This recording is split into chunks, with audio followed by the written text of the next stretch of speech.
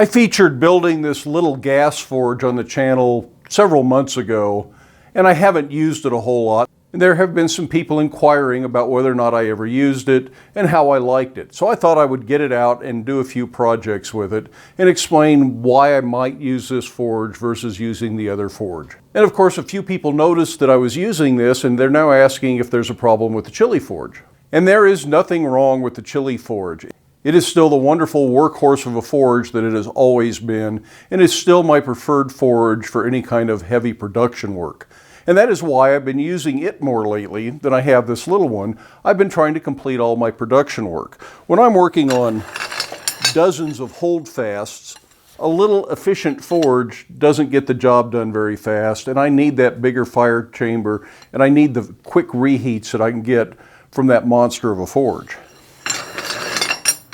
But for doing smaller work, like the 500 1/4 by 3/4 lag bolts I need to put forged heads on for a big hinge order, this is an ideal forge. I don't need big heats. This heats up more than fast enough to do something like the bolts, and for smaller project, this thing is just wonderful. And that's really what I built this little forge for. I've got the smallest forge burner that Hybrid Burners sells, and I prefer to buy a quality forge burner.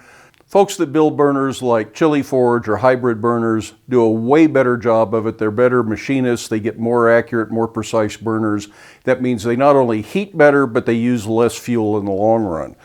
So with this smaller burner in here, I knew I was never going to get really big heats or really fast heats, nor was I going to get up to forge welding temperatures. That was never the point of this forge. I don't ever plan to use it for forge welding.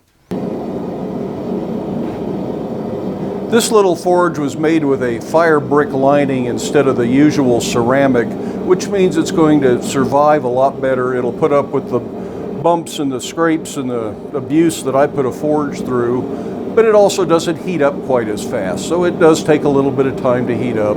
But again, that was part of my design consideration when I made it. So far, I've been very happy with the way it performs based on my expectations.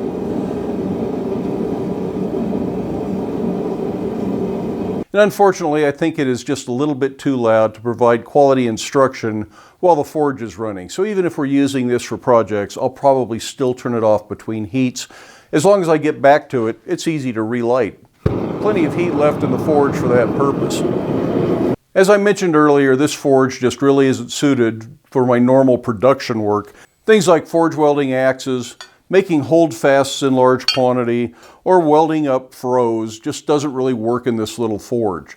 But for small one-off projects, it's wonderful.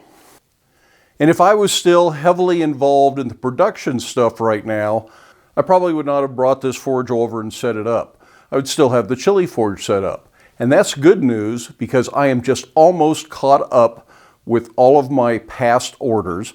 I have a few axes and adzes that need to have handles. I've got some froze that need to be ground. I've got this order of hinges that I need to finish these 500 lag bolts for and try and get it all out in the next few days, hopefully. But for a few weeks, I don't need to worry about welding up axes, making big batches of holdfasts, or making a bunch of froze. That stuff, all of those orders have been taken care of, and I don't have to worry about it right now. And that brings up one of our projects here on Black Bear Forge YouTube, is the Advent project, the Blacksmith's Advent Calendar, which you folks have been suggesting wonderful ideas for. And most of those are going to be super simple, quick, easy projects, fairly small. And this forge is the perfect forge to do those in. So I'm probably going to use it for 75 or 80% of those projects. Some of them may be big enough we need the chili forge. Some of them may involve a little forge welding, in which case we'll probably use the coal forge. We'll just see what we need for all of those. But I think we'll see this forge a little bit more over the next month as we move into that Advent project. But then as I get back to production work and start taking orders off of my waiting list, we will probably see the chili forge in the shop more often.